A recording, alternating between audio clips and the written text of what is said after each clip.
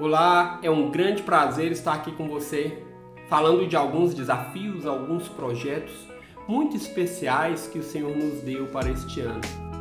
Fizemos algumas mudanças ali no nosso trabalho, nós temos um alvo, nós temos um foco e eu quero trazer um pouco disso para você. Eu quero trazer um pouco das verdades, daquilo que o Espírito Santo tem colocado assim em meu coração. Eu quero fazer um pedido muito carinhoso para você. Entre ali no nosso podcast Spotify, fiz uma mudança nele e agora ele se chama Livros. Porque eu estarei divulgando um pouco do meu trabalho, um pouco daquilo que Deus tem colocado no meu coração. Estarei trazendo algumas mensagens e usando, claro, a Bíblia como nossa fonte, né?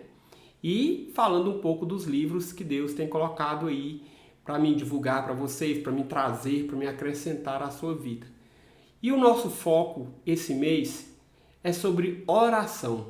Faço uma perguntinha básica, sincera, direta. Você já orou hoje? 1 minuto? 5 minutos? 10 minutos? Você parou para orar?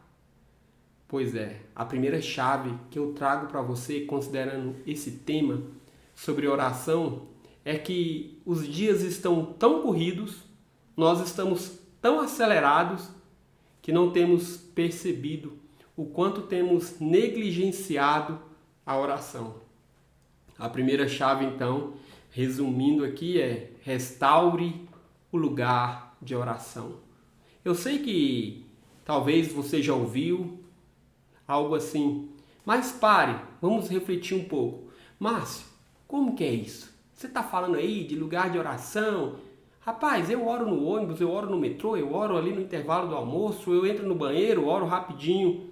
Tudo bem, você deve orar o tempo todo, né? Mas pare um instante, separe um lugarzinho da sua casa, coloque uma música de fundo, um louvor, uma adoração e fale com Deus. Procure ouvi-lo também. Vou quebrar um tabu aqui.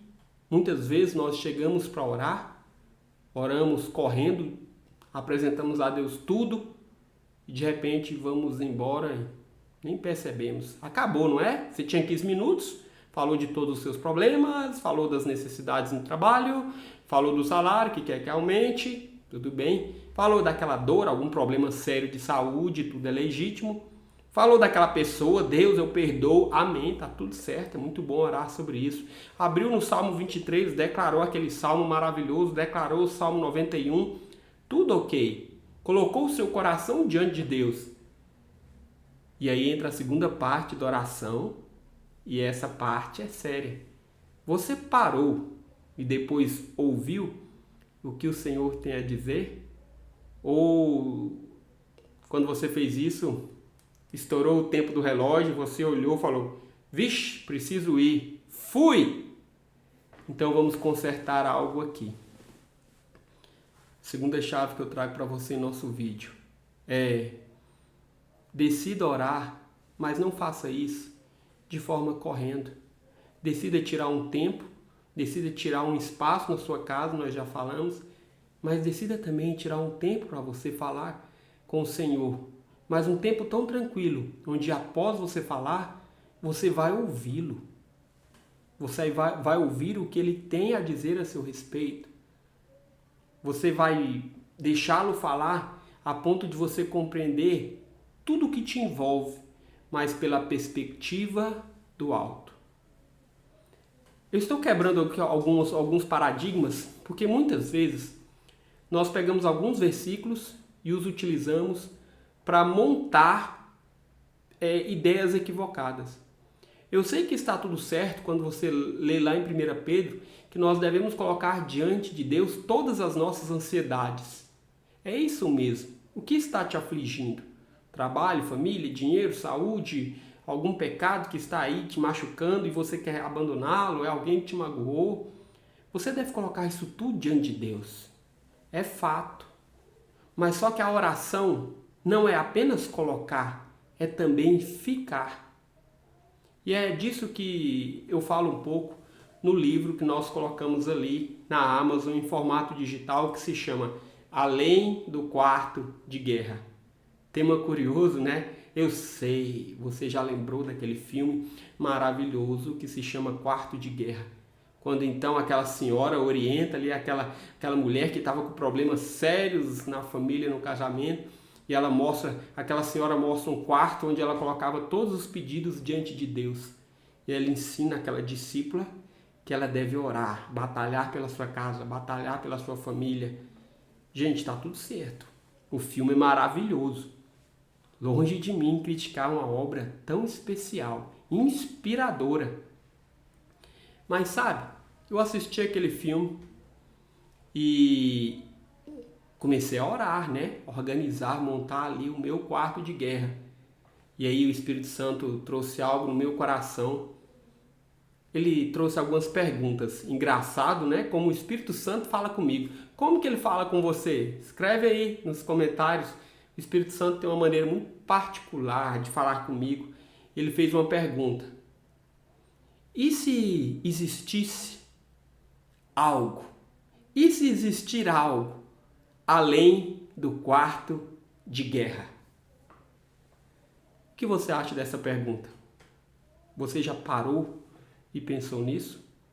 Anos atrás, eu ouvi uma expressão, isso estava mais intenso. De repente, aí na sua cidade, no seu contexto, na sua igreja, ainda está. Eu ouvi uma expressão que falávamos assim, oração de guerra. Aquela oração que você entra em batalha, oração de guerra, guerra espiritual. Se falava muito nisso anos atrás. Né? Nós entrávamos em guerra ali para pegar tudo que é nosso, para batalhar por tudo que é nosso. É um termo interessante. E aí depois eu ouvi outra expressão, né, guerra espiritual, que era oração de guerra. E eu ficava até meio confuso, eu falava assim com a minha esposa, ué, como que é essa oração de guerra? É uma oração que a gente faz mais bravo, grita mais alto?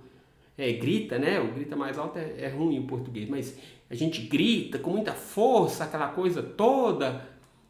E eu fui orar, buscar o Senhor e, sabe, há uma guerra, mas não exatamente contra o diabo, mas uma guerra pela minha vida e pela sua vida, uma guerra pela nossa fé, uma guerra pela nossa mente.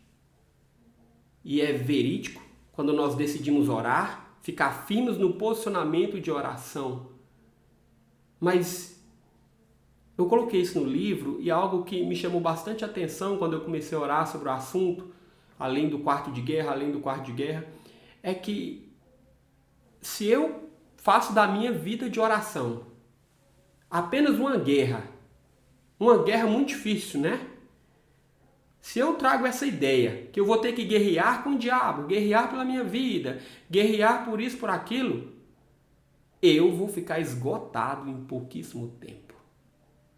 Vou ficar cansado. E logo aquele período de oração não será algo tão agradável.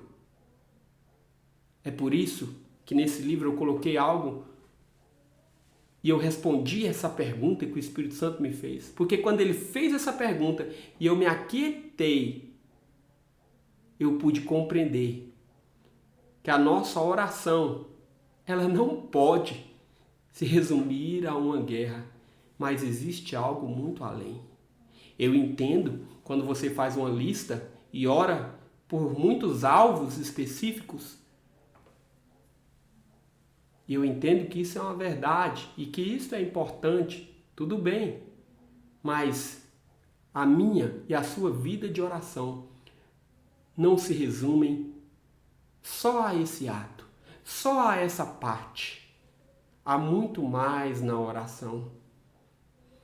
Eu quero te levar, através desses dias de reflexão, a pensar na oração como algo mais profundo, como algo além da guerra e como um tempo extremamente prazeroso que você pode ter com Deus. Porque se a sua oração se resume só a batalhas intermináveis, eu temo muito. Até quando você vai aguentar isso? Eu sou Márcio V. Virgílio Esse é nosso primeiro vídeo. Vou fazer 5 sobre esse tema. Ainda temos ali o nosso podcast no Spotify. Fiz a mudança, o nome dele é Livros. Nosso tema, o nosso assunto desse mês é oração. Aí você pode ir lá no Spotify, eu vou estar falando um pouco mais disso. E aqui no canal do YouTube, eu estou tocando o teu coração, colocando aí algumas perguntas que a gente vai estar respondendo ao longo dos vídeos. E eu estou te convidando a se aprofundar, por favor, né?